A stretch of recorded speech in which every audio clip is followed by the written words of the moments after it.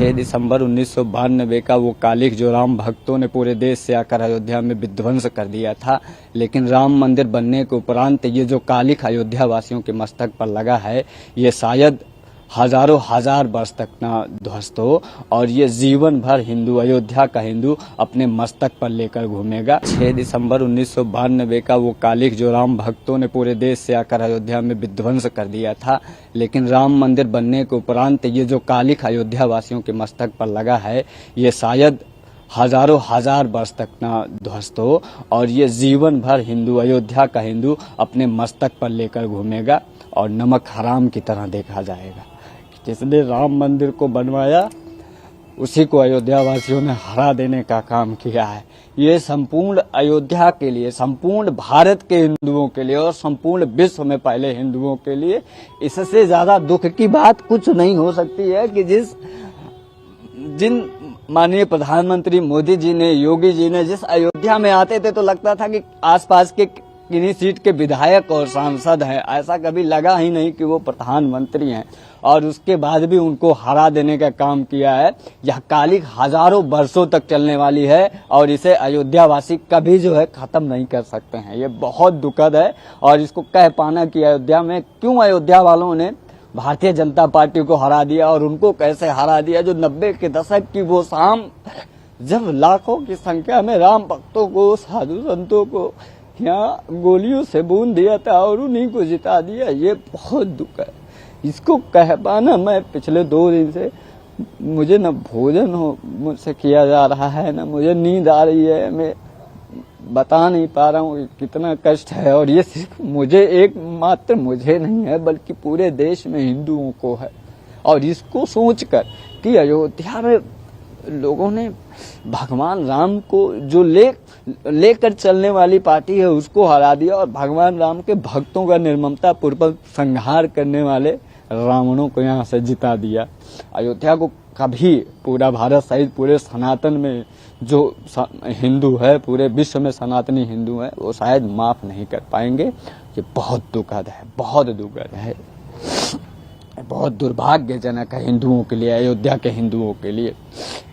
ये कालिख कभी खत्म नहीं होने वाली है। ये वही अमर अकंटक कालिख है जो मंथरा के मस्तक पर लगा था, जो माता कैकेयी के मस्तक पे लग गया था, जो अयोध्या वासियों के मस्तक पे लग गया था, जिन्होंने भगवान राम को वनवास दिला दिया, जिन्होंने माता सीता को वनवास दे दिया।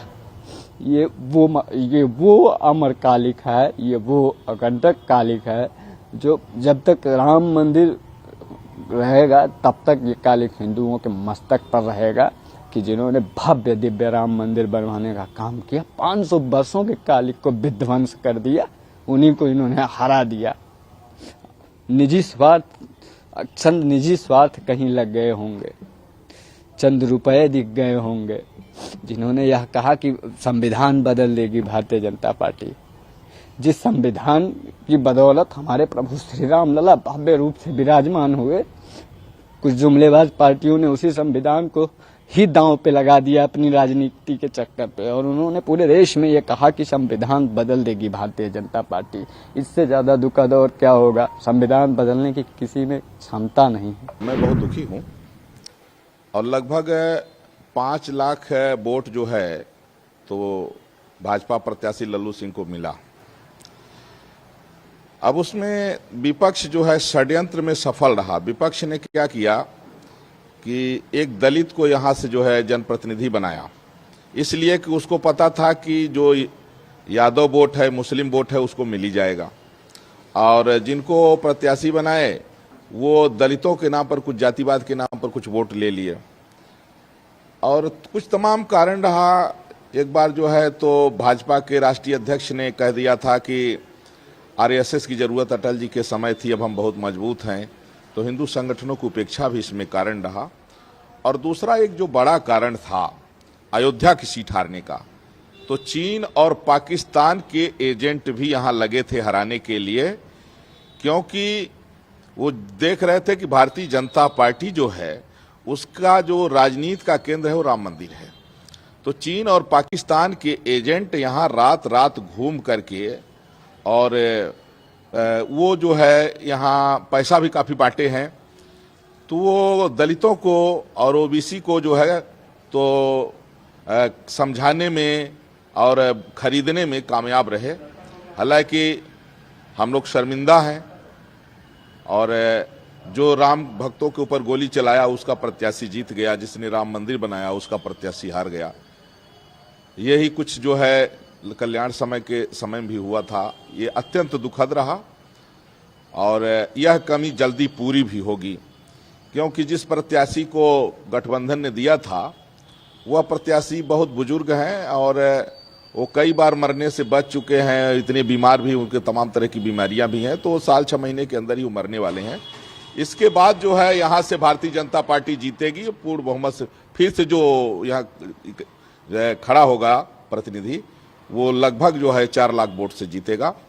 तो एक तो ये विधायक थे वो सीट छोड़ेंगे तो वो भाजपा की झोली में जाएगी, और 2-4 महीने के बाद ये मर जाएंगे तो फिर जो है संसदीय सीट भी जो है भाजपा की झोली में जाएगी। ये अयोध्यावासी दोगले हैं। जब भगवान राम के नहीं हुए तो ये किसी के होंगे? ये किसी के नहीं हो सकते। जब माता सीता पे लांछन लगा दिए ये लोग, तो ये लोग जब माता सीता पे लांछन लगाए, उन्होंने त्याग करवाए, तो ये अयोध्यावासी किसी के नहीं हो सकते। ये अयोध्यावासी भगवान के नहीं हुए तो योगी मोदी के क्या होंगे? ये दोगले हैं। जब भगवान राम गए थे लंका पे चढ़ाई करने के लिए, उस समय भी अयोध्यावासियों को लेके भगवान नहीं गए थे। उनको मालूम था कि अगर अयोध्यावासी को लेके जाएंगे तो वास्तव में धोखा कर देंगे, ये रावण से समझौता कर लेंगे, इसीलिए वो लेके नहीं गए। इसीलिए ये अयोध्यावासी पे कभी विश्वास मत करना। जो राम को लाए थे हम उनको लाए थे, लाएंगे, यही नारा अयोध्यावासी पहले कर रही थी। अब कहा गया वो नारा? अब कहा गया जो राम को लाए थे? तुम लोगों ने ठुकरा दिया। तुम्हारे लोगों के जीवन पे धिक्कार हो, ऐसे अयोध्यावासी पे धिक्कार हो। और मैं कहना चाहता हूँ कि जो राम को ठुकराता है उसको दुनिया ठुकराती है। अगर राम को अयोध्यावासियों ने ठुकराया है तो राम भी उनको ठुकराएंगे। ये वो अवस्था भविष्यवाणी है संतों का।